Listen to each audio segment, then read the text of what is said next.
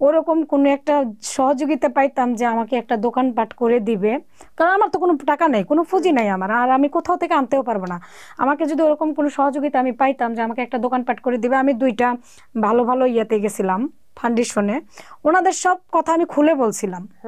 বলার পরে ওনারা আশ্বাস দিছিল যে আমাকে সাহায্য করবে, কিন্তু করে নাই। তার মানে আপনি নিজে কিছু করতে চাচ্ছেন? হ্যাঁ, এখন এই স্বামীর ঘর করবেন আপনি? আমি স্বামীর ঘর বলতে আমি চাচ্ছিলাম কি, আমি আলাদা রুম নিয়ে, আমি বাচ্চা দুইটাকে নিয়ে আমি একটা কিছু করে খাবো, আমি এই স্বামীর সাথে আর থাকবো না, কারণ সে আমাকে মানসিক যন্ত্রণা দেয় শুধু। আপনি মানসিক কষ্ট, সে তো আমাকে শুধু মানসিক যন্ত্রণা দিচ্ছে, সে তো আমাকে ভালোবাসতেছে না। আমাদের পক্ষ থেকে আপনার জন্য দোয়া থাকবে যেন আপনি স্বামীর ঘরটা করতে পারেন অন্তত পক্ষে। তবে একটা কথা শুনেছিলাম আমি, যে চরিত্র যখন একটা খারাপ হয় তখন এই চরিত্র নাকি আর কখনো ঠিক হয় না, হবেও না। অসংখ্য ধন্যবাদ আপনার গল্পটা আমাদের সাথে শেয়ার করার জন্য। অনেক দূর থেকে এসেছেন, আশা করছি আপনার এই কষ্টের জীবন, আপনি অনেক কষ্ট করে জীবনে বড় হয়েছেন।